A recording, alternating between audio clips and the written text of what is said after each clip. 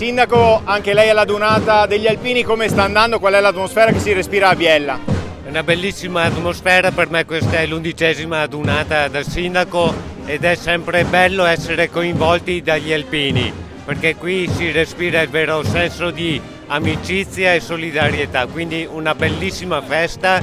La giornata oggi ci sorride rispetto alle previsioni e quindi andiamo avanti. Vittorio Veneto, evviva!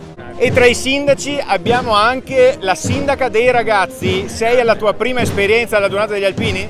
Sì, sono alla mia prima esperienza e sono qua con mio papà. Come sta andando? Molto bene, è molto bello e mi sto divertendo un sacco. È una bella e grande festa e tra poco si sfila. Certo, Buona sfilata! grazie. Come sta andando questa Dunata degli Alpini a Biella?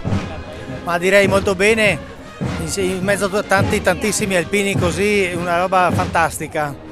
È la mia prima volta da sindaco alla Dunata degli Alpini, veramente si respira un clima festoso, un clima di gioia, veramente bello. Si respira aria di famiglia e per me che è la prima volta, come tanti altri sindaci, siamo contenti di essere qui oggi ad accompagnare i nostri alpini. Che dire, alpini baciati dal sole oggi, una bellissima giornata, viva gli alpini. E qual è l'atmosfera che avete respirato in questi giorni? Atmosfera di gioia, di voglia di stare assieme, era bello camminare ieri e sentire che c'erano persone che si ritrovavano dopo anni con militoni, raccontavano delle esperienze vissute e di una vita trascorsa, molto bello. Sempre incredibile, è sempre bello stare con gli alpini.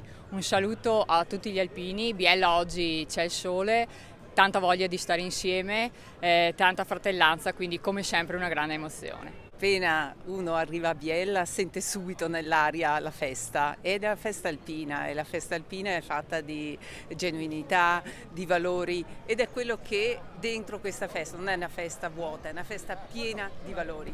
Sta andando bene, oggi è uscito anche il sole, siamo qui da ieri, sicuramente una Biella piena, tantissime persone, una giornata di festa ma anche di ricordi, di impegni e tutto questo grazie agli alpini. Mi ha colpito molto, sono qua da ieri, vedere tanta gente che sfila e marcia insieme agli alpini, una bella situazione e si sente proprio la voglia di stare insieme.